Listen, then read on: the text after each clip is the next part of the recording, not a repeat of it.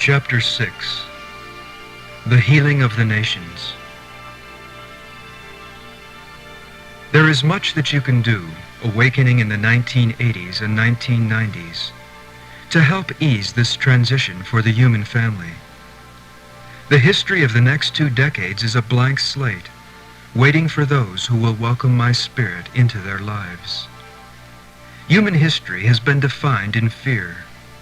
I invite my incarnate spirits to assist me now in wrapping it up gently, as a gift, drawing out the best of what has been, and guiding all things into my eternal presence.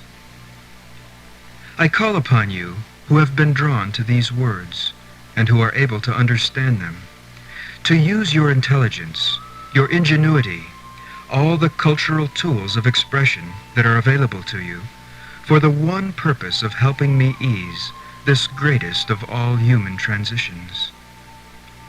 These next few years are like the birthing of a child. Help to make the birth gentle.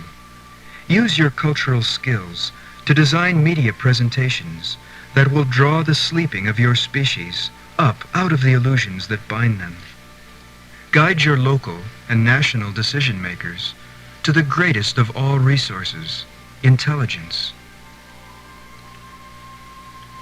Do your leaders count among their resources the intelligence of the Creator who fashioned your world in the womb of time? The intelligence capable of orchestrating the diversity of all the cells in the human body is equally capable of orchestrating the diversity of the human family. This is accomplished not through the imposition of anything foreign, but through the removal of everything foreign, through the removal of the fear-rooted images and illusions that historically have obscured human perception of reality. My intelligence is available for the asking, willing to help in the resolution of any problem where it is invited. If you would clear the space for the resolution of your national and international conflicts, the individuals responsible for each nation must come to one simple decision. The decision to give God a chance, to make an opening for the insight I would offer. I enter everywhere I am invited. I enter the consciousness of all who pray. People who welcome me frequently grow accustomed to how my awareness comes. They become proficient at representing my perspectives with a minimum of distortion. My perception comes to influence their decision-making processes. Conflict ends. Peace spreads. There is someone who understands what you are facing. Someone who understands and who knows the policies that will lead to peace and planetary abundance. There is someone who understands, being behind all being. Welcome me, my children. Welcome me into your affairs. Let me remove the fearful images that have obscured your perception.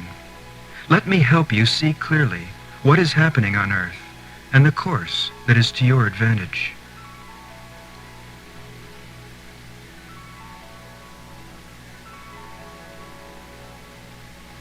The spiritual essence of each nation exists in a state of harmony with the spiritual essence of every other nation.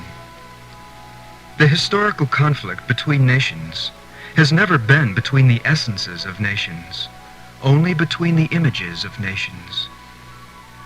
Governmental structures can accept the challenge of truly representing the collective spirit of their people, or they can accept the false images of themselves cast by commercial greed rooted in fear. Fear-rooted images conflict. They fit together no better than pieces of a puzzle, each encased in ice. Fear has distorted international relationships. It has done so by first distorting individual perception. Nations are healed because people are healed. A man who accepts an image of himself as being the reality of who he is does not know himself. It makes no difference if such an image is good or bad, whether it is of the man's own design or projected by others. Such a man is out of touch with his own spirit. unfamiliar with the reality of his own nature, living a myth and not a life. A woman who looks to others to define her role, indeed her very sense of who she is likewise out of touch with her essence, cut off from her own spiritual nature. Such individuals know that they do not know themselves. In their relationships, they are afraid that their self-ignorance might be exposed. The individual with a self-image to maintain is fundamentally afraid. This is why people have shields. This is why people have spears.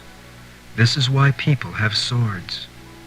They are afraid of coming to know something inside of themselves. It is my desire to put you back in touch with your own forgotten intentions, to remind each one of you why you chose to incarnate upon this earth, and why you find yourself grouped with the people of a certain nation. It is through separating you from your soul's purpose that the fallen world has been maintained. Only in continuing to separate you from your own roots, from your own spirit, can the historical illusion persist. I look into the heart of each nation, and I see a child, a beautiful child, waiting for recognition and release. There is no contention between any of my nations, only between images and illusions cast in fear. The political overlays that will survive this transition will be those that represent the spirit of the people behind them. It is to each government's advantage to harmonize its activities with the spirit of its homeland. Each nation's spirit is an aspect of my eternal spirit, designed to animate the populations of a geographical area, designed to inspire my creative pursuits in that location. Each of my national spirits complements every other. Behind all national differences is a substructure of essential relatedness, a practical and organic design capable of guiding healthy national interaction.